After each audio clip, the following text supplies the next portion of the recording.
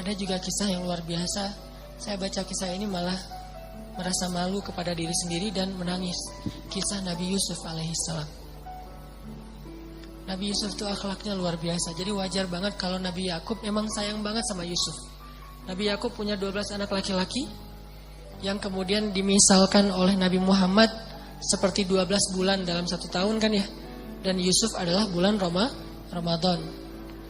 Nabi Yakub itu mencintai semua anak laki-laki beliau. Tapi Yusuf beda, istimewa banget. Kenapa? Karena emang dia istimewa. Akhlaknya tuh di atas rata-rata. Salah satu adegannya, kan kita tahu Nabi Yusuf itu dizalimin oleh kakak-kakaknya. Difitnah, dihina, dicuekin, gak dibawa. Kalau mereka ada acara bareng tuh Yusuf gak dibawa. Pokoknya Yusuf itu dicurangin aja oleh kakak-kakaknya. Sampai puncaknya mereka buat rencana jahat dengan cara mengajak Yusuf untuk berburu, lalu mencelakai Yusuf dengan memasukkan Yusuf ke dalam sebuah sumur yang dalam, walaupun bukan sumur yang menggenang air sehingga nggak tenggelam, tapi dalam, nggak bisa naik ke atas. Dan waktu itu usia Yusuf baru 7 tahun, kelas 1 SD. Usia Yusuf baru 7 tahun. Dilempar ke dalam sumur, bajunya diganti, baju yang aslinya dilumurin dengan darah palsu dari darah hewan, dibawa kepada Yakub, dikatakan Yusuf sudah dimakan hewan buas, serigala. Yakub tahu ini adalah makar kakak-kakaknya, nggak mungkin Yusuf dimakan serigala. Beliau tahu siapa Yusuf. Akhirnya Nabi Yakub menyendiri karena sedih. Kakak-kakaknya balik lagi ke sumur tadi, ngelihat Yusuf masih hidup apa enggak. Ternyata Yusuf masih hidup. Apa yang mereka lakukan kemudian?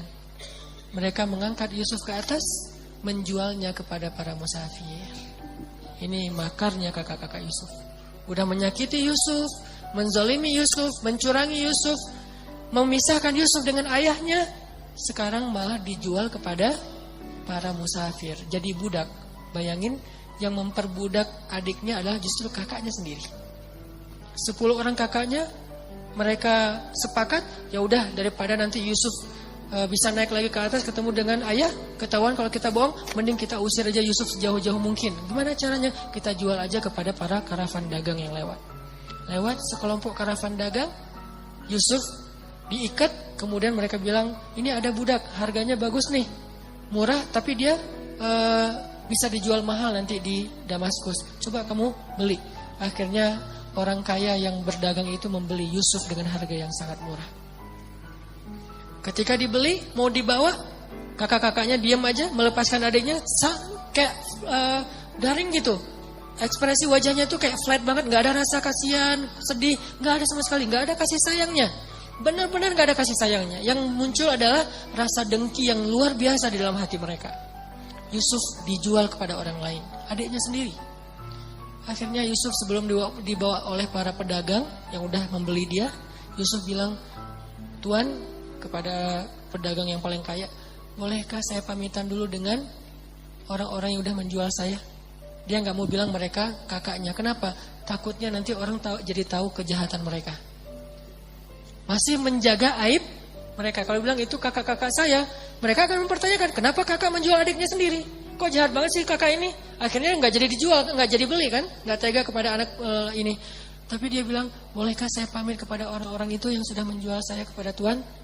Kata tuannya ini, boleh, jangan lama-lama. Ya udah, datanglah Yusuf memeluk kakaknya erat satu persatu. Apa kata Yusuf? Hafizakumullah wa in dayya'tumuni. Semoga Allah menjaga kalian walaupun kalian mentelantarkan saya. Semoga Allah memelihara kalian walaupun kalian mengusir saya. Semoga Allah menyayangi kalian walaupun kalian sama sekali tidak sayang kepada saya. Didoain lagi oleh Nabi Yusuf. Dipeluk satu-satu, didoain satu-satu oleh Nabi Yusuf. Semoga Allah menjaga kalian walaupun kalian mentelantarkan saya. Semoga Allah memelihara kalian walaupun kalian mengusir saya dengan cara menjualnya. Semoga Allah menyayangi kalian walaupun kalian membenci saya. Baru Yusuf pergi.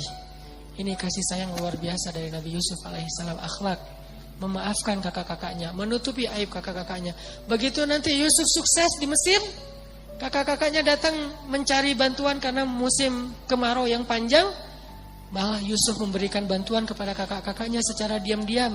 Gak ketahuan kalau ini adalah adik mereka, Yusuf yang sekarang udah sukses. Dan dipertemukan dengan ayahnya, dimaafkan. Gak ada satupun yang dizalimi oleh Yusuf alaihissalam. Dan ini menjadi permisalan kisah betapa mulianya akhlak Nabi Yusuf alaihissalam. Sehingga Nabi SAW mengatakan, nanti di hari kiamat di padang mahsyar ada seorang hamba yang disidang oleh Allah, dosanya banyak banget, amal solehnya gak ada. Ninggalin sholat ini itu segala macam, dosanya banyak banget, amal solehnya hampir gak ada. Sehingga Allah mengatakan kepada para malaikat yang mencatat amal, coba periksa amal solehnya. Kata malaikat gak ada. Kata Allah periksa lagi, gak ada, periksa lagi. Ada nih, cuma satu doang. Apa amal soleh dia yang satu itu? Amal soleh dia yang satu itu cuma memaafkan orang lain. Dia itu bukan ahli ibadah, bukan apa-apa. Cuman amal soleh dia itu orangnya lapang dada. Kalau ada yang bersalah ke dia, dia maafin. Dia doain kebaikan untuk orang itu. Gak pernah melakukan ibadah-ibadah yang hebat seperti ahli ibadah. Gak pernah berjihad seperti para syuhada. Gak pernah mengajarkan ilmu seperti para ulama. Satu-satunya amal soleh dia adalah gampang memaafkan orang lain. Sehingga kata Allah kepada para malaikat, masukkanlah dia ke ke surga. Sebagaimana dia memaafkan saudaranya, begitu juga aku sudah memaafkan semua kesalahan-kesalahannya. Ini kan modal banget nih. Makanya disebutkan al-jaza min jinsil amal. Balasan itu sesuai dengan jenis amal. Kalau kita maafin orang lain, Allah maafin kita. Kalau kita sulit banget memaafkan kesalahan orang lain, Allah juga akan mempersulit memaafkan kita. Jadi dosa kita tuh lama diampuni. Gara-gara apa? Kita juga lama memaafkan kesalahan orang lain. Sehingga hanya dengan satu amalan memaafkan orang, sering tuh, enggak sekali doang. Berkali-kali orang bersalah ke dia, berkali-kali dia maafin orang itu, maka Allah SWT juga melihat dosanya banyak emang, tapi kan dia pemaaf, maka Allah juga lebih pemaaf daripada dia kepada kesalahan-kesalahannya.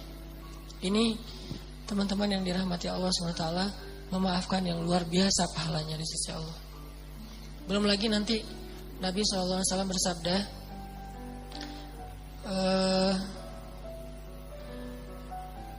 tidak akan sempurna iman seseorang. La yablughul abdu sholihal iman, sampai tidak akan sempurna iman seseorang sampai dia yasila man qata'ah, menyambung silaturahim kepada orang yang memutuskannya. Wa yu'ti man haramah, dan memberi kepada orang yang tidak pernah mau memberi untuknya. Jadi nolongin orang yang enggak mau nolongin dia. Wa yuhsinu ila man asa'ah ilaih, dan dia berbuat baik kepada orang yang udah menyakitinya. Wa yaghfiru liman syatamah, dan memaafkan orang yang menghinanya. Jadi enggak akan sempurna iman seseorang sampai dia menyambung silaturahim dengan orang yang memutuskan dia.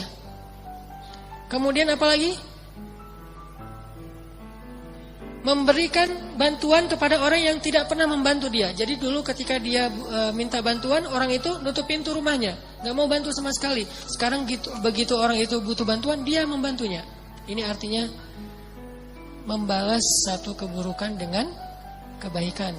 Itulah puncak dari keimanan seseorang hamba. Membalas keburukan dengan kebaikan, itulah puncak dari keimanan. Sehingga Nabi Yusuf alaihissalam disebut mukmin sejati karena beliau mampu membalas keburukan kakak-kakaknya dengan doa-doa dan akhlak yang sangat baik. Ini melawan ego.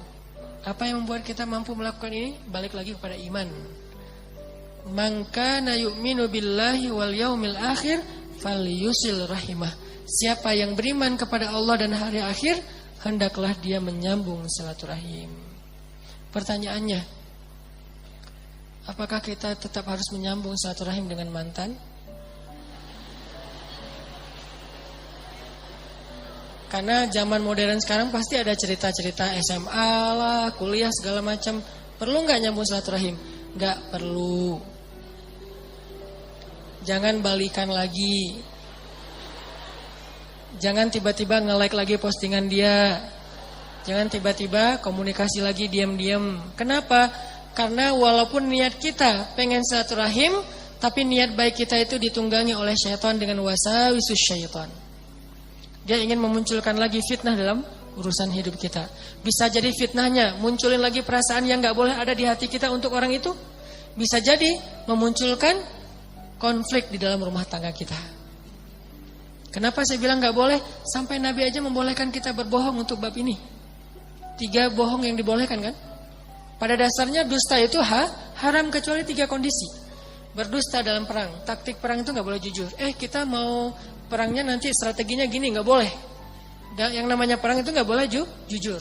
Harus pakai taktik. Kedua, berdusta demi mendamaikan 2 orang yang bertengkar. Satu bawa golok ngejar-ngejar. Kamu lihat enggak tadi orang ada yang lewat depan kamu. Sejak saya berdiri sini enggak ngelihat kecuali kamu. Dusta. Padahal tadi ada yang lewat. Dia dusta demi menyelamatkan orang itu dari pembunuhan. Yang ketiga, seorang istri atau suami berdusta tentang masa lalunya dengan niat ingin melupakan. Bukan dengan niat pengen balikan ya. Dengan niat pengen ngelupain. Enggak boleh jujur. Karena jujur di sini justru menyakitkan. Apalagi jujur aja nggak boleh, apalagi balik lagi kan ya, nyambung silaturahim kan ini silaturahim, nggak khusus bab ini nggak perlu balikan lagi. Udah aja lupain, mudah-mudahan itu menjadi masa lalu kita yang Allah ampuni dosa-dosa kita. Maka sekarang hidup kita hanya untuk orang yang benar-benar sudah mengambil kita dengan nama Allah, saya terima nikahnya dan seterusnya dan seterusnya. Jadi saya kasih catatan, jangan sampai nanti disalahartikan kata Ustaz Hanan, nyambung silaturahim kepada orang yang menyakiti kamu, sambung orang yang memutuskan, dia dulu mutusin saya, sekarang saya pengen nyambungin. Jangan. Ini bukan mutusin dalam makna gitu ya, beda arti memutuskan di sini. Kalau perlu udah nggak usah ketemu, kenapa? Merusak hati kita atau hati dia. Kalau misalnya pasangan kita kenal, malah ngerusak hati pasangan kita, dan itu nggak baik. Benar-benar diputuskan. Bukan karena kita memutuskan silaturahim, tapi karena kita ingin menghindar dari dosa-dosa. Kemudian ada lagi cerita dari Imam Syafi'i. Ini akhlak Imam Syafi'i. Imam Syafi'i juga di masa hidupnya tuh banyak haters. Sesoleh Imam Syafi'i juga ada haters. Jadi followers Imam Syafi'i itu bukan cuman karena pengen belajar kepada beliau, haters beda mazhab. Imam Syafi'i ditahzir, Imam Syafi'i dibid'ah-bid'ahin, Imam Syafi'i dibilang ngada-ngada, Imam Syafi'i dibilang nggak punya dalil, hadisnya dhaif segala macam. Pokoknya begitu Imam Syafi'i posting satu nasihat 1 minute booster, banyak hatersnya. Ini apa-apaan sih, pamer banget sih, riya segala macam. Wah, ada aja tuh haters. Sehingga bisa dibilang dari 20 juta followers Imam Syafi'i itu 1 jutanya tuh haters. Kebayang 1 juta haters kan lumayan tuh ya. Setiap posting mereka tuh aktif. Aktifnya tuh komen, nggak nge-like, nggak nge-repost, komen doang tuh. Apa kata Imam Syafi'i? Mereka mencela aku, maka aku tidak ingin membalasnya dengan keburukan yang sama. Mereka menghina aku, mereka menjauhi aku, mereka memfitnah aku, maka aku balik mendoakan mereka dengan doa-doa yang baik. Karena sesungguhnya mukmin itu seperti ud. Tahu ud? Ud itu kayu Arab yang memang punya harum. Dia tuh jadi kayak parfum. Orang Arab tuh kan ada 2 parfum ya, parfum cair sama parfum yang dibakar kan kayak dupa gitu kan. Nah, yang dibakar itu namanya kayu ud. Jadilah seperti kayu ud yang makin dibakar makin mengeluarkan asap yang harum. Itulah perumpamaan mukmin. Makin dibakar dengan celaan, dibakar dengan akhlak yang tidak baik, dibakar dengan berbagai macam tuduhan-tuduhan, dia makin harum. Kalau nggak dibakar, nggak ketahuan harumnya, kecuali kita cium dari jarak dekat. Begitu dibakar, jadi harum. Itulah mukmin. Kalau kita mau jadi mukmin sejati, jadilah ud, jadilah kayu yang harum. Ketika dibakar, asapnya memberi keharuman satu ruangan. Makin dibakar, makin harum. Jadi dia memberikan keharuman dan kebaikan untuk orang lain dengan cara apa? Mengorbankan dirinya sampai habis kayunya terbakar. Subhanallah, inilah yang disebut dengan mukmin. Makanya orang yang kayak gini, teman-teman, ketika kita dalam kondisi-kondisi yang seperti ini, difitnah, kita baper, kita sedih, itu kondisi kita yang paling dekat sama Allah. Kalau kita bersabar, justru Allah tuh ngedukung kita banget. Tapi kalau kita kepancing, Allah nggak akan ngedukung kita. Karena ada kisah di zaman Nabi, Nabi lagi lewat di sebuah pasar. Namanya di pasar kan ada aja orang bertengkar ya. Kayak di Mesir itu suka aja di Damri itu, kalau saya naik Damri, setiap hari saya naik Damri pasti ada yang bertengkar. Ya Humar apa segala macam. Humar itu celaan orang Mesir ke temannya, keledai. Kamu tuh keledai segala macam, marah-marah, teriak-teriak. Terus nanti orang di sebelahnya ngedamain dengan bilang shallu ala Nabi, selawat kepada Nabi. Akhirnya dia diam, sallallahu alaihi wasallam. Itu cara mereka ngedamain, suruh salawat. Kadang-kadang juga lagi marah-marah gitu, ngomel-ngomel, sebelahnya bilang shallu ala Nabi, dia salawat tapi marah juga, sallallahu alaihi wasallam, lanjutin lagi marahnya. Ada yang kayak gitu, ada yang tenang, dimarah-marahin, dipanggil keledai segala macam, dia jawab apa? Emangnya ada keledai selain engkau di sini? Dia bilang, ya keledai kamu. Emangnya ada keledai lain selain kamu di sini? Enggak ada. Ada. Sama aja jawabannya. Kan ini menjebak ya. Kalau dia bilang enggak ada berarti dia keledai. Kalau dia bilang ada, dia juga termasuk keledai. Akhirnya dia bingung, orang pada ketawa satu bus gitu-gitu. Banyak pokoknya kejadian-kejadian orang bertengkar di Damri kalau di Mesir itu banyak. Terutama bulan Ramadan. Karena orang Mesir itu enggak tahan lapar. Jadi kalau siang puasa itu pasti yang bertengkar itu 2 kali lipat lebih banyak kasusnya. Cuman hebatnya mereka bertengkar itu cuman mulut doang, nggak sampai baper di hati. Setelah itu ketawa-ketawa lagi, sampai ada cerita tetangga bacok-bacokan pakai parang itu berdarah-darah. Setengah jam kayak gitu. Setelah setengah jam saya lihat mereka udah pelukan, ketawa-ketawa, ngopi di depan apartemen gitu. Nah, ini masih berdarah loh, sambil diperban sambil ngopi. Ini orang Mesir. Jadi hati sama sikapnya tuh beda. Sikapnya tuh udah bacok-bacokan, hatinya masih saling mencintai gitu. Nah, ini agak-agak unik nih. Itu terjadi loh di Mesir. Nah, artinya di zaman Nabi itu, Nabi lagi jalan lewat pasar, tiba-tiba Nabi ngelihat 2 orang lagi berselisih. Cuman yang satu ngomel, yang satu diam. Nabi langsung berhenti, ngeliatin dari jauh. Yang satu ngomel, terus yang satu diam aja sambil tersenyum, diam. Makin disenyumin, makin dia ngomel, makin menjadi-jadi kan. Kok kamu senyum sih nggak marah? Pokoknya ngomel terus. Ya, diam aja. Nabi memperhatikan dari jauh sambil tersenyum. Mulut beliau komat kamit. Lama-lama nggak tahan juga nih yang diomelin. Tadinya awalnya tersenyum, lama-lama dia mulai tegang, lama-lama dia cemberut, lama-lama kepancing lah dia bales. Udah mungkin berapa lama diomelin, akhirnya dia bales. Begitu dia bales, Nabi langsung diam, Nabi langsung pergi. Wajah Nabi tidak suka. Sahabat yang ikut bareng Nabi nanya, ya Rasulullah kenapa, ada apa? Kata Nabi, tadi ketika dia diam saat diomelin, ketika dia tersenyum, dia bersabar, malaikat ngedoain dia loh di sebelahnya. Jadi kalau kita ada 2 orang lagi bertengkar nih, yang ngomel itu di sebelahnya ada setan. Ya terusin. Dikumpulin sama setan tuh, jadi cheerleadernya gitu. Di sebelahnya yang ngomel. Di sebelah orang yang diomelin kalau dia sabar, di sebelahnya tuh ada malaikat. Sabar ya, udah dipuk sama malaikat teh. Cuman kita nggak ngerasa doang tuh, bener-bener malaikat tuh gini-giniin loh. Sabar ya, semoga Allah merahmati kamu, semoga Allah mengampuni dosa kamu. Gitu banget loh malaikat, cuman nggak ngerasa. Kalau ngerasa pasti kita kabur. Jadi ada 2 makhluk di sebelah orang yang bertengkar. Di sebelah yang ngomel ada jin, setan. Di sebelah yang diomelin kalau dia sabar ada malaikat yang ngedoain dia, nggak pupuk dia. Dan Nabi melihat, kan Nabi bisa melihat sesuatu yang gaib ya. Nabi ngelihat dan Nabi tersenyum. Nabi kagum kepada laki-laki yang tadi sabar. Tapi begitu dia kepancing, malaikat pun pergi meninggalkan dia dan Nabi juga pergi meninggalkan dia. Jadi teman-teman, ketika kita rame diomelin orang di jalan, dimaki, dicela segala macam, kalau kita diam langsung dipuk-puk tuh sama malaikat. Dan puk-puknya malaikat tuh 2. Ya Allah rahmati dia, ya Allah ampunilah dia. Kita didoain oleh malaikat. Dan Allah menjatuhkan kasih sayangnya kepada kita. Menurunkan kasih sayang untuk kita.